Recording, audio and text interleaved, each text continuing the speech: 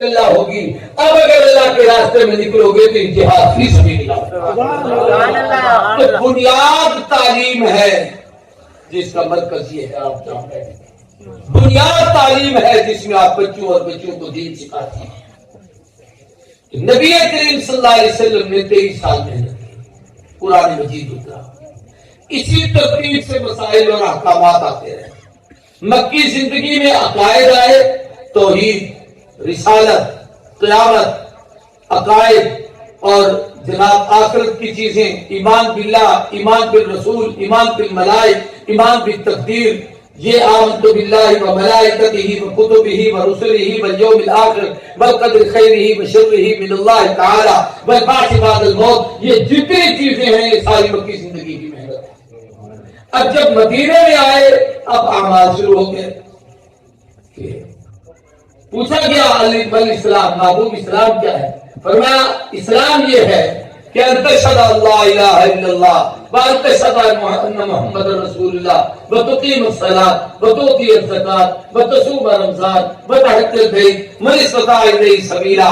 کلمہ پڑھو, نماز پڑھو, زکات دو, روزہ رکھو, حج کرو. یہ تمام ارکان اسلام مدنی زندگی میں ہیں. پھر مدینے میں معیشت ملی ہے, مدینے میں معاشرت ملی ہے, مدینے میں سیاست ملی ہے, مدینے میں اسلامی نظام حکومت ملا ہے, مدینے میں اسلامی ریاست قائم ہوئی ہے. 9 لاکھ مربع میل تک مسلمانوں کو فتوحات ملی ہیں. اس کے اندر حضور نے مختلف علاقوں میں امیر متعین کیے ہیں, امام متعین کیے ہیں, گورنر متعین کیے ہیں, ان کو زندگی گزارنے کے اسلوب اصول سکھائے ہیں.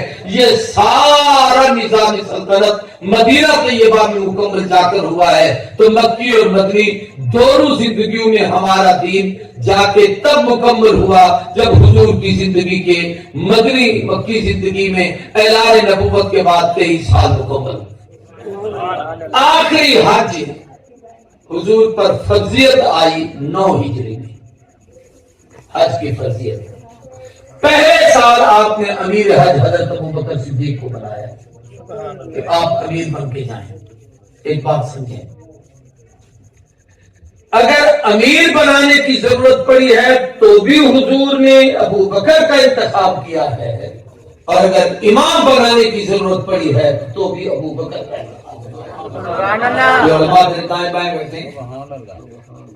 آپ نے آخری حج پہ جانا تھا, 10 میں گئے, 9 میں نہیں گئے. جب فرضیت آئی تو ابوبکر کو امیر حج پر آگے گئی.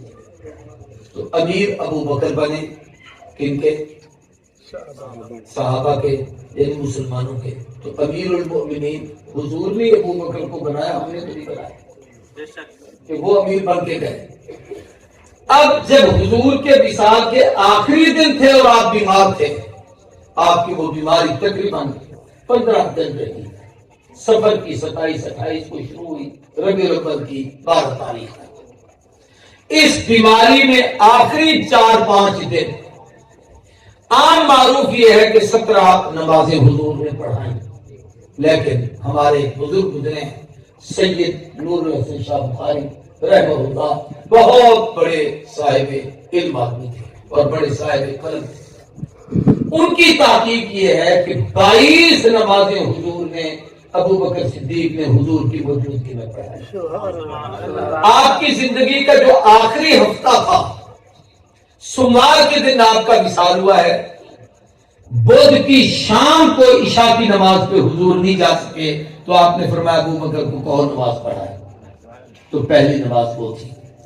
جمعرات کی 5 نمازیں ابوبکر نے پڑھائیں. جمعہ کی 5 نمازیں پڑھائیں بشمول خطبہ جمعہ اور نماز جمعہ. یعنی نبی کی زندگی کا آخری جمعہ اور ابوبکر کی خلافت کا پہلا جمعہ وہ ابوبکر صدیق نے پڑھایا. اور پھر اس کے بعد ہفتے کے دن کی 5 نمازیں, اتوار کے دن کی 5 نمازیں. 4 تو دن ہو گئے, جمعرات, جمعہ, ہفتہ, اتوار. کتنے نمازیں ہوئی؟ 20. بدھ کی شام 21 اور سوموار کی فجر. ان 22 نمازوں کی حضور نے امامت کرائی. اس دوران 2 واقعے پیش آئے. تو جو کہیں گے تو شاید میں باتیں سمجھا سکوں گا. ایک واقعہ یہ پیش آیا کہ حضور اکرم صلی اللہ علیہ وآلہ وسلم نے حضرت ابوبکر صدیق کو کسی کام کے لیے مدینے کے باہر بھیجا. وہ تشریف لے گئے. ظہر کی نماز کا ٹائم ہو گیا تو آنے میں ابوبکر کو تھوڑی سی دیر ہو گئی. اذان ہو گئی. صحابہ اکٹھے تھے. انہوں نے کہا کہ امام کس کو بنائیں. چنانچہ مشورے میں طے ہوا کہ حضور ہر بات میں ابوبکر کے ساتھ عمر کا ذکر کرتے ہیں تو عمر کو نہ مصلی پہ کھڑا کر دیں. حضور نے فرمایا انا ابو بکر و عمر, میں ابو بکر عمر خلقنا من تربۃ واحدۃ وفیھا نطفا ومنھا نخرج یوم القیامہ, ہم ایک ہی مٹی سے اٹھائے گئے ہیں, اسی میں دفن ہوں گے, قیامت کے دن پھر وہیں سے اکٹھے اٹھیں گے. میں نے ابو بکر عمر نے یہ کام کیا, میں ابو بکر عمر وہاں چلے, میں ابو بکر عمر, حتیٰ کہ فرمایا کہ ایک مرتبہ حضور مسجد میں تشریف لائے, ان ایمنہ ابو بکر و ان شمالہ عمر وآخذ بایدیہما, ایک طرف ابو بکر تھے دوسری طرف عمر تھے. حضور نے دونوں کے ہاتھوں کو تھاما ہوا تھا. صحابہ دیکھ کر خوش ہوئے کہ کیا یار یاروں میں آ رہے ہیں, آقا ستاروں میں آ رہے ہیں, یوں سمجھو چاند تاروں میں آ رہے ہیں. اس منظر کو دیکھ کر صحابہ خوشی کی انتہا نہ رہی تو حضور نے ان دونوں کا ہاتھ پکڑ کے فرمایا ہاکذا نبعث یوم القیامہ, قیامت کے دن ہم ایسے ہی اٹھیں گے, ایک طرف ابو بکر ہوگا ایک طرف عمر ہوگا, درمیان میں پیغمبر ہوگا.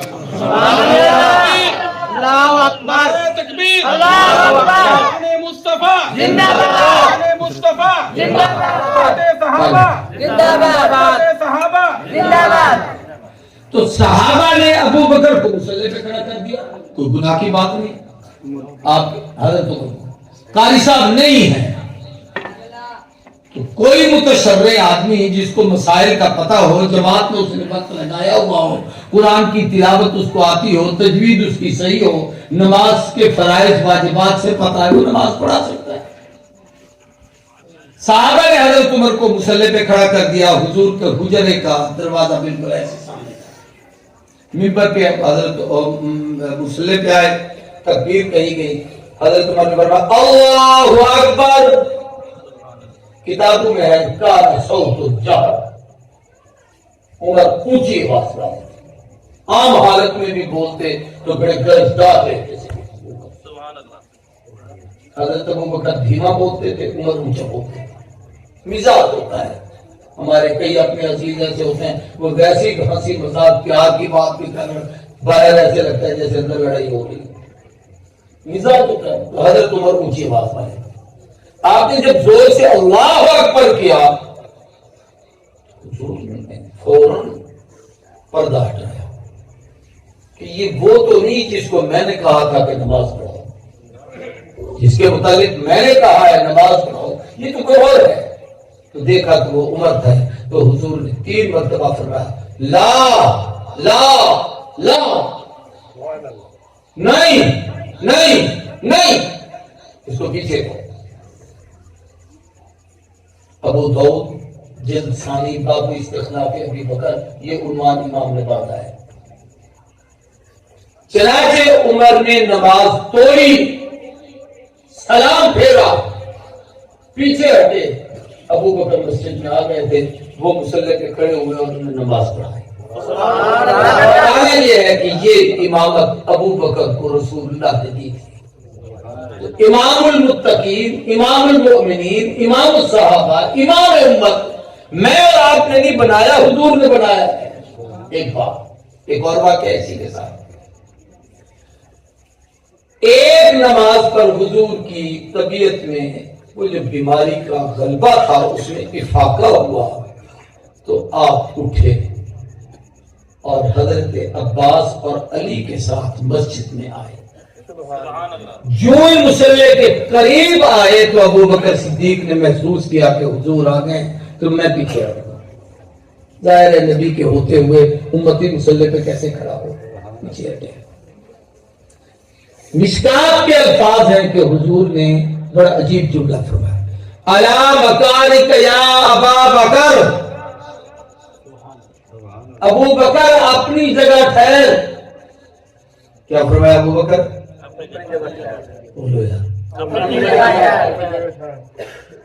عقل مند بیٹھے ہو, سمجھدار بیٹھے ہو, پڑھے لکھے بیٹھے ہو. یہ جگہ ابو بکر کی تھی؟ نہیں, حضور کی. مصلی کس طرح؟ حضور کیا کہہ رہے ہیں؟ اپنی جگہ پہ ٹھہر. یہ کہتے نا کہ میرا مصلی ہے, پیچھے کیوں ہٹ رہا ہے؟ ٹھہر, کھڑے رہے, میری جگہ ہے, کوئی نہیں ہٹانا چاہیے. حضور نے فرمایا تو اپنی جگہ ٹھہر. سارے صحابہ نماز میں ہیں, 2 آدمی نماز میں نہیں تھے, وہ حضور کے ساتھ تھے. ایک طرف سیدنا عباس چچا تھے اور دوسری طرف چچا صاحب بھائی سیدنا علی تھے, جو دنیاوی لحاظ سے مال کی وراثت کے اگر کوئی حقدار بن سکتا تو یہ بنتے, یا چچا صاحب بھائی.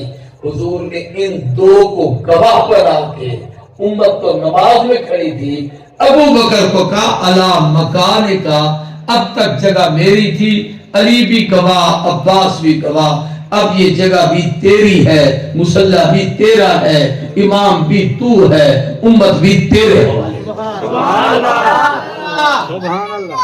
میں عرض کرنا چاہتا ہوں کہ دین مکمل ہو رہا ہے, میری طرف دیکھیں.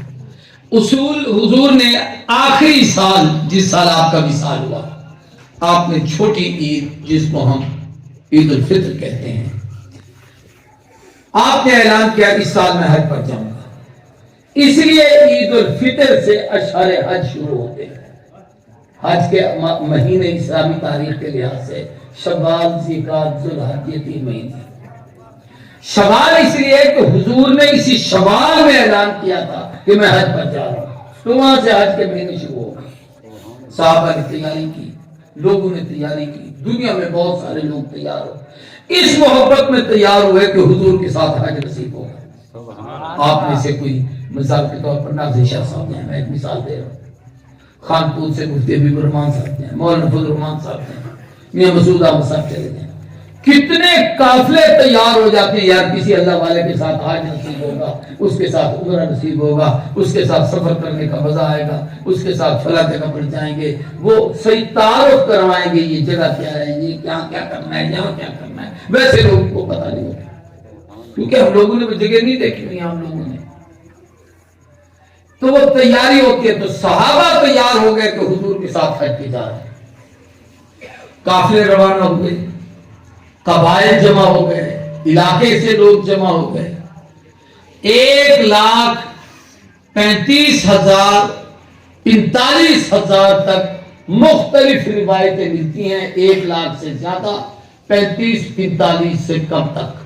اتنی تعداد صحابہ کی حجۃ الوداع کے موقع پر عرفات کے میدان میں جمع ہو گئی, جس میں حضور حج کے لیے تشریف لائے. یہ حضور کی زندگی کا آخری حج. حضرت علی اس وقت مدینے میں نہیں تھے, یہ یمن میں تھے. یہ وہاں سے تشریف لائے, وہاں سے قربانی کے اونٹ بھی لے کے آئے. رسول اللہ صلی اللہ علیہ وسلم صحابہ سمیت آ گئے, احرام باندھ کے آئے. آپ نے ارکان حج ادا کیے. حج کا سب سے بڑا رکن یہ ہے کہ 9 ذوالحج کو عرفات کے میدان میں سارے مسلمان جمع ہوتے ہیں. وہاں ظہر اور عصر اکٹھے پڑھی جاتی ہے. عصر پڑھ کے پھر مغرب کے سورج غروب ہونے تک کوئی کام نہیں ہوتا. ایک امام خطبہ پڑھتا ہے, اس کا خطبہ سنا جاتا ہے, اس کے بعد دعائیں مانگی جاتی ہیں, اپنے لیے, ماں باپ کے لیے, بہن بھائیوں کے لیے, زندوں کے لیے, مردوں کے لیے, جناب والا وطن کے لیے, قوم کے لیے, ملک کے لیے, ملت کے لیے. ہر آدمی دعا مانگتا ہے, رو کر بھی, بیٹھ کر بھی, کھڑے ہو کر بھی. سوئے پڑے ہیں, بوڑھے ہیں, کمزور ہیں, تو ہاتھ میں تسبیح ہے اور دعائیں ہیں. سجدے میں پڑے ہوئے ہیں تو دعا کر رہے ہیں, بیٹھے ہوئے ہیں تو دعا کر رہے ہیں, کھڑے ہوئے ہیں تو دعا کر رہے ہیں, اکیلے ہیں تو دعا کر رہے ہیں, مجمع ہے تو رو رو کے دعائیں مانگ رہا ہے. بس وہ دعاؤں کا منظر ہوتا ہے. اب جب عصر ہو گئی, حضور نے خطبے کا نماز کے بعد خطبہ ارشاد فرمایا. وہ خطبہ کتابوں میں 20 منٹ کا ہے, اس سے زیادہ نہیں. تقریر میرے گھر اس سے بھی زیادہ ہو گئی ہوگی. ابھی تک میں نے خطبے کی ایک بات بھی نہیں شروع کی. یہ ہے ہماری بے وقوفی کہ ہم اتنی بات کھینچ رہے ہیں. پیغمبر کی خوبی ہے کہ جوامع الکلم, چھوٹا سا جملہ اس میں اتنی مواد اکٹھا ہو جائے, ساری زندگی لوگ اس کی تفسیر لکھتے رہیں. عمریں بیت جائے لیکن پیغمبر کے اس جملے کے کمال کو کوئی پہنچ سکتا۔ یہ حضور کی ختم نبوت کا کمال ہے۔ پہلے نبیوں میں سے ایسا اعزاز کسی کو نہیں ملا جو حضور صلی اللہ علیہ وسلم کو۔ تو حضور صلی اللہ علیہ وسلم نے وہاں خطبہ دیا۔ اس 15-20 منٹ کے خطبے میں آپ نے ایمانیات بتائے، آپ نے اسلامیات بتائے، آپ نے اعتقادات بتائے، آپ نے عبادات بتائی، آپ نے اعمال بتائے، آپ نے اخلاق بتائے، آپ نے معاشرت بتائی، آپ نے معیشت بتائی، آپ نے سیاست بتائی، آپ نے اقتصادیات بتائے، آپ نے خانگی معاملات بتائے، آپ نے گھریلو زندگی کے جناب والا اسلوب و اصول سکھائے، ہر ایک کے حقوق بتائے، ہر ایک کے آداب بتائے، حتیٰ کہ جانوروں کے آداب بتائے، زندگی گزارنے کے اصول سکھائے۔ کوئی چیز ایسی نہیں جو زندگی میں انسان کی ضرورت ہو اور حضور نے اس خطبے میں بیان نہ کی۔ سب کچھ بیان کر دیا، اور جب سب کچھ بیان کر دیا تو اب بات کو سمجھو، بات مکمل ہو گئی، خطبہ آپ نے پورا کر دیا۔ اور خطبے میں آپ نے ارشاد فرمایا، اب آپ نے اتنا بڑا جامع خطبہ دیا کہ کوئی چیز اس خطبے میں باقی نہیں بچی۔ آج اس گئے گزرے دور میں بھی پوری دنیا کے قانون دان، پوری دنیا کے فلاسفر، پوری دنیا کے عقل مند اکٹھے ہو کر کسی موضوع کو سوچنا چاہیں کہ لوگوں میں مثال کے طور پر بھئی فساد کیسے ختم ہو سکتا ہے، لڑائیاں کیسے ختم ہو سکتی ہیں، اختلافات کیسے ختم ہو سکتے ہیں، سوچ سوچ کے جہاں ان کی عقل کی انتہا ہوگی۔ اگر آپ غور کریں گے تو وہ 1500 سال پہلے حضور حجۃ الوداع کے خطبے میں ارشاد فرمایا، کوئی نئی چیز ان کے پاس نہیں جسے وہ فارمولے کے طور پر پیش کر سکے۔ میرے علم میں کوتاہی ہو سکتی ہے لیکن پیغمبر کی شریعت میں کوتاہی نہیں۔ مجھے پتا نہ ہو تو یہ علیحدہ بات ہے، لیکن یہ نہیں ہو سکتا کہ نبی کے دین میں کوئی چیز نہ ہو۔ حضور صلی اللہ علیہ وسلم نے وہ خطبہ کامل کر کے صحابہ سے ایک سوال کیا، اور یہ سوال ہی در حقیقت ختم نبوت کی خوبصورت علامت ہے۔ کوئی نبی اپنی امت کو یہ نہیں کہتا تھا کہ میں جس کام کے لیے آیا پورا ہو گیا، اب میں جا رہا ہوں۔ کسی نبی نے بھی ایسا نہیں کہا۔ ان کے کام ہو رہے ہوتے تھے، چلے جاتے تھے۔ سلیمان علیہ السلام بیت المقدس بنوا رہے ہیں، فرشتہ موت کا کہ جانا ہے، بھائی یہ کام جو ہو رہا ہے کام ہوتا رہے گا، کام تو ہوتے رہتے ہیں، رب نے موت کے لیے بلا لیا تو چلے گئے۔ کائنات میں ایک حضور ہی ہیں جنہوں نے جانے سے پہلے یہ کہا جس کام کے لیے آیا تھا آج مکمل ہو چکا، اب میرے رہنے کی کوئی وجہ باقی نہیں۔ اللہم بالرفیق الاعلی، اب مجھے خدا اپنے قرب سے لے گا۔ صرف حضور نے کہا ہے، یہ علامت ہے کہ دین کامل ہے، نبی مکمل ہے، نبوت آپ پر ختم ہے۔ اگر کوئی وجہ باقی رہتی تو حضور یہ جملہ نہ کہتے کہ میں اپنا کام پورا کر چکا ہوں۔ میں بات کہیں ادھر ادھر میں چلی جائے، میں اسی آیت پر آپ کو کچھ باتیں کہنا۔ تو نبی کریم صلی اللہ علیہ وسلم نے خطبہ جب دے دیا تو آپ نے صحابہ سے پوچھا، الا هل بلغتکم، کیا خیال ہے یہ جو باتیں میرے رب نے 23 سال مجھے کتاب دی، شریعت کے احکام، عقائد، مسائل، اعمال میں نے تمہیں بتائے، سمجھائے، سکھائے، تیار کیا، یہ سب کچھ میں نے تم تک پہنچا دیا یا نہیں؟ بتاؤ، حضور نے پوچھا۔ اس 1.25 لاکھ 1.5 لاکھ کے مجمع نے بیک زبان کہا، قد بلغت وأديت ونصحت، قد بلغت، آپ نے ایک ایک لفظ پہنچا دیا، تبلیغ کر دیا۔ ادیت، اپنے پاس کچھ نہیں رکھا، ہمیں ادا کر دیا۔ نصحت، کوئی بات ایسی نہیں جو ہماری نصیحت کا معنی ہوتا ہے خیر خواہی، ہماری خیر خواہی کی ہو اور آپ نے ہمیں نہ بتائی ہو اور اس کو چھپا کے رکھ دیا ہو، ایسا بھی نہیں. آپ نے نصیحتیں بھی پوری کر دی ہیں، دین بھی پورا کر دیا ہے، پہنچانے کا حق بھی ادا کروا دیا. عظمت مصطفیٰ تاج و تخت ختم نبوت علامہ عبد الکریم ندیم صاحب. صحابہ کا یہ اعتراف عقیدہ ختم نبوت کا اعتراف تھا بے شک کہ محبوب دین جتنا آپ کے پاس تھا آپ نے ہمیں دے دیا، اب نہ کسی نبی کی ضرورت ہے نہ کسی امت کی ضرورت ہے. سبحان اللہ. آپ نے ہم تک پہنچا دیا، اب نہ کسی پہنچانے والے کی ضرورت ہے نہ آگے کسی لینے والے کی ضرورت ہے. ہم سے بہتر لینے والا کوئی نہیں، آپ سے بہتر پہنچانے والا کوئی نہیں. جب یہ ہو گیا تو خود پا ختم ہو گیا. بالکل عصر کا وقت مغرب کے قریب ہوتا جا رہا تھا. حضور اونٹنی پر تھے کہ آپ پر وحی کے آثار ظاہر تھے. وحی کے آثار یہ ہوتے تھے کہ پیشانی پہ پسینہ آتا، وحی کے آثار یہ ہوتے تھے کہ جسم پہ کپ کپی تاری ہو جاتی، وحی کے آثار یہ ہوتے کہ آپ اگر کسی سواری پر بھی ہوتے تو وہ اونٹنی بھی وحی کا بوجھ نہیں برداشت کر سکتی، بعض دفعہ پاؤں پھیلا دیتی تھی، بعض دفعہ نیچے بیٹھ جاتی تھی. علماء بیٹھے نہیں پاتے. وحی کے آثار ظاہر. اب اس وحی میں جو آیت آئی وہ کیا تھی اس کو سمجھ لو. یہ تقریر ہے، تقریر اب شروع کر رہا ہوں. یہ میں آپ کو باتیں سمجھائی ہیں اسی تقریر کے لیے، اب تقریر شروع کر رہا ہوں. سبحان تو اللہ. کیا تھا؟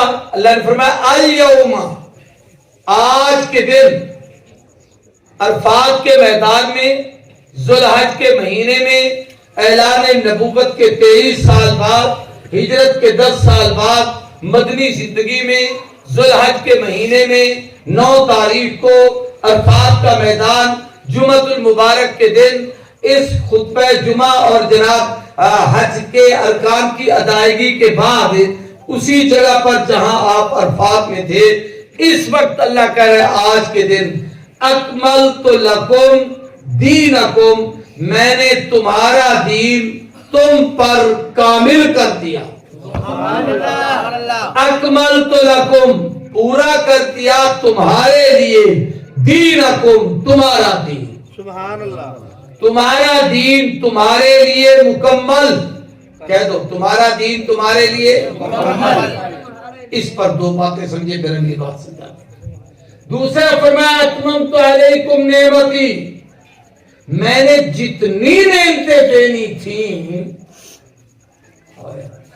جتنی میں رب نے نعمتیں بنا کے رکھی تھیں اور وہ اپنی مخلوق میں دینی تھیں، تو محمد سے زیادہ پیارا مجھے کوئی نہیں. وہ محمد کو دی ہیں اور محمد سے بڑھ کر محمد کے صدقے سے اگر مجھے کسی سے زیادہ پیار ہے تو چونکہ نبی کو اپنی امت سے پیار ہے، مجھے بھی محمد کی امت سے پیار ہے، تو وہ محمد کے صدقے سے وہ ساری نعمتیں اس امت کو دے دی ہیں.